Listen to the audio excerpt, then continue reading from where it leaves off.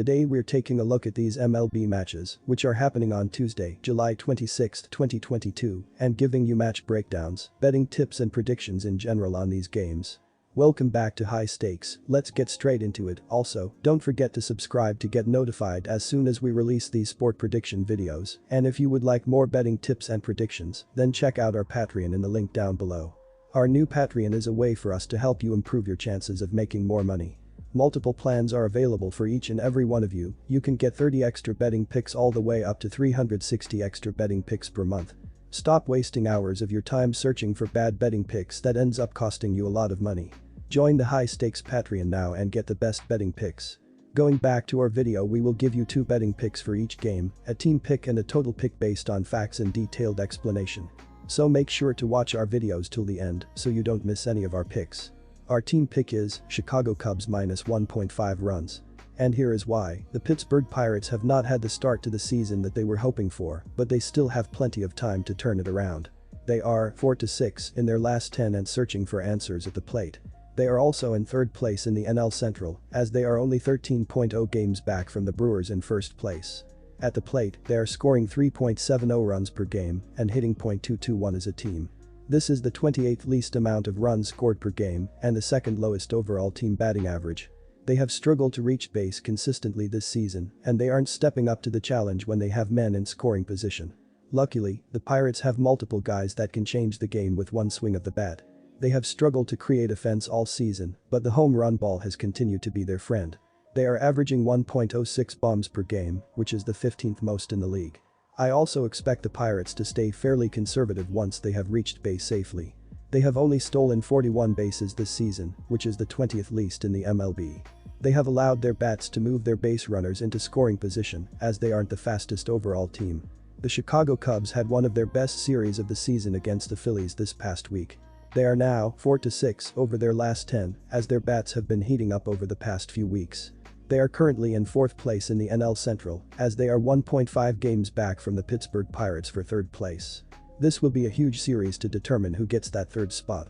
At the plate, the Cubs are currently scoring 4.34 runs per game and hitting .245 as a team.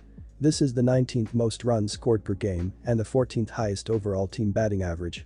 They have also shown that they can score multiple different ways. They are hitting 1.02 home runs per game, which is the 18th most in the league.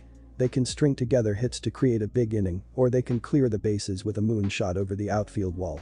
I also expect the Cubs to stay aggressive once they have reached base safely, as they have already recorded 65 stolen bases this season. This is the 3rd most in the MLB, as the Cubs will do whatever it takes to move base runners into scoring position. This pick feels risky, but I love it. The Cubs had one of their best series against the Phillies this past week, and they are looking to keep it rolling against the Pirates. Pittsburgh is allowing the 27th most runs per game, and they have the lowest overall team fielding percentage.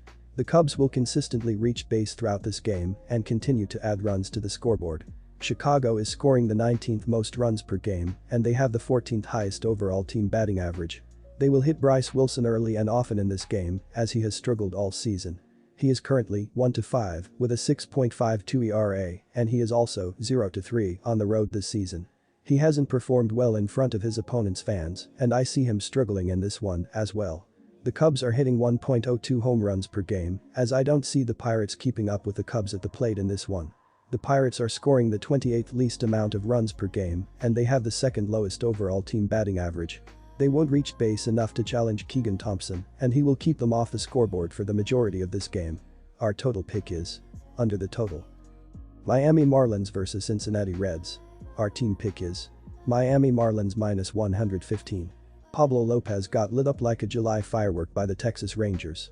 The Marlins starting right-handed pitcher got crushed at the plate for 5 hits and 5 earned runs in only 5 innings of work. And the game was back at home in South Beach. Tuesday's meeting with the Reds would be a perfect time to flip that narrative into a positive. Opposing teams are averaging 8.94 strikeouts per game when facing the Reds at the Great American Ballpark, which has seen far less home runs this season. Lopez is throwing a 3.14 ERA with 107 strikeouts to his name. This will be the first time he stared down the Reds' batting lineup all year, and he certainly hopes to do a better job than Trevor Rogers did in the opener. Since he turned the 24-year-old lefty's start on the mound into batting practice with 8 hits and 6 runs in a little over 3 innings. The Great American Ballpark turned into the Great American Horror Show for the Marlins on Monday night. They gave up 11 runs in the opener to a Cincinnati team that was actually seeing red at the plate. It was basically another day at the office for a team capable of turning into an offensive juggernaut in their home building. If only they had the pitching to consistently match that production at the other end. The defense has still struggled mightily regardless of the venue. Their pitching rotation sits in the bottom with the worst ERA in the league, and the team is bleeding runs on a nightly basis. The Marlins got ran off the field early by the Reds on Monday. Trevor Rogers got crushed on the mound, and the bullpen couldn't stop the bleeding. And it was all downhill for a Marlins team that didn't seem at all prepared for the fight they found themselves in. Cincy has the bats to turn on the heat as a road team, but their pitching is also enough of a liability to give their opponents the opening needed to do the same. The Reds are an accident waiting to happen on the mound, with their pitching rotation coming into this game with the worst ERA in the league.